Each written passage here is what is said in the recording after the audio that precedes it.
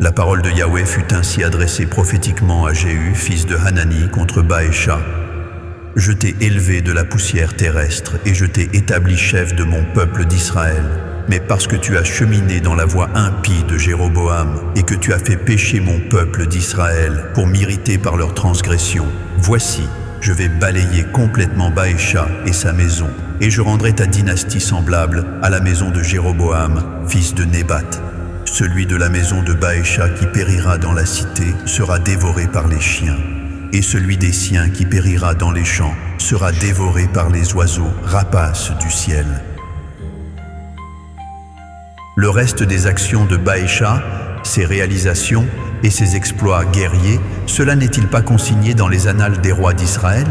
Baécha se coucha auprès de ses ancêtres et il fut enseveli à Tirtsa, et Éla, son fils, régna à sa place.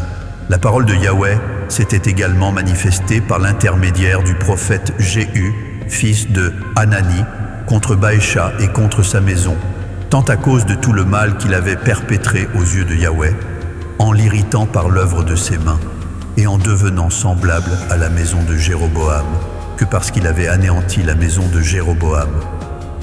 La 26e année d'Asa, roi de Juda, Éla, fils de Baécha, régna sur Israël à Tirtsa. Il régna 2 années.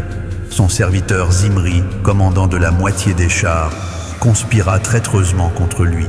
Éla se trouvait à Tirtsa, s'adonnant à la boisson et s'enivrant dans la demeure d'Artsa, intendant de la maison royale à Tirtsa. Zimri pénétra, le frappa mortellement et l'assassina la 27e année d'Asa, roi de Juda, et il régna à sa place. Dès qu'il devint roi et qu'il s'assit sur son trône, il massacra toute la maison de Baécha.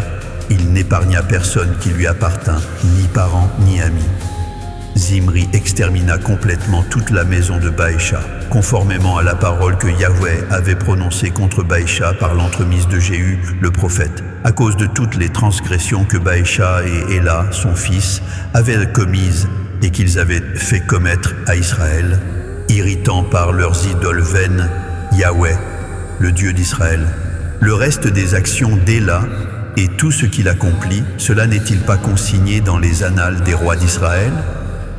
La 27e année d'Asa, roi de Juda, Zimri régna 7 jours à Tirtsa.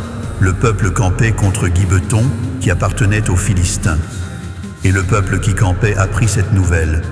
Zimri a conspiré, et même il a assassiné le roi. Et ce jour-là même, tout Israël établit dans le camp pour roi d'Israël Omri, commandant de l'armée. Omri et tout Israël avec lui partirent de Gibeton, et ils assiégèrent Tirtsa. Zimri, constatant que la cité était conquise, se retira dans le palais de la maison royale et embrasa sur lui la demeure du roi. C'est ainsi qu'il périt à cause des transgressions qu'il avait commises en perpétrant ce qui est détestable aux yeux de Yahweh, en cheminant dans la voie de Jéroboam et en se livrant au péché que Jéroboam avait commis pour faire pécher Israël. Le reste des actions de Zimri et la conspiration qu'il ourdit, cela n'est-il pas consigné dans les annales des rois d'Israël? Alors le peuple d'Israël se divisa en 2 factions. Une moitié du peuple désirait établir roi Tibni, fils de Ginath, et l'autre moitié soutenait Omri.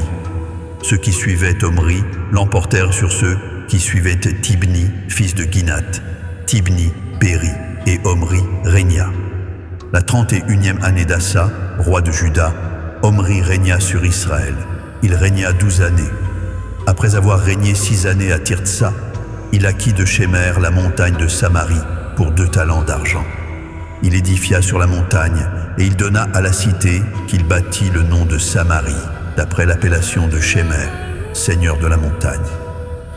Omri perpétra ce qui est détestable aux yeux de Yahweh, et il agit plus pernicieusement que tous ceux qui avaient été avant lui. Il chemina dans toute la voie de Jéroboam, fils de Nébat, et se livra aux transgressions que Jéroboam avait fait commettre à Israël, irritant par leurs idoles vaines Yahweh, le Dieu d'Israël. Le reste des actions d'Omri, ses réalisations et ses exploits, cela n'est-il pas consigné dans les annales des rois d'Israël? Omri se coucha auprès de ses ancêtres, et il fut enseveli à Samarie. Et Achab, son fils, régna à sa place. Achab, fils d'Omri, régna sur Israël la 38e année d'Asa, roi de Juda. Achab, fils d'Omri, régna 22 années sur Israël à Samarie. Achab, fils d'Omri, perpétra ce qui est détestable aux yeux de Yahweh, plus que tous ceux qui avaient été avant lui. Et comme si c'eût été pour lui peu de chose de se livrer aux transgressions de Jéroboam, fils de Nébat, il épousa Jézabel, fille d'Ethbal, roi des Sidoniens, et il alla servir Baal et se prosterner devant lui. Il érigea un autel à Baal dans la maison de Baal qu'il édifia à Samarie, et il façonna une idole d'Astarté. Achab commit plus encore que tous les rois d'Israël qui avaient été avant lui, pour irriter Yahweh, le Dieu d'Israël. Durant son règne, Hiel de Béthel rebâtit Jéricho. Il en jeta les fondements au prix d'Abiram, son premier-né, et il en posa les portes au prix de Ségub, son plus jeune fils, conformément à la parole que Yahweh avait prononcée par Josué, fils de Nun.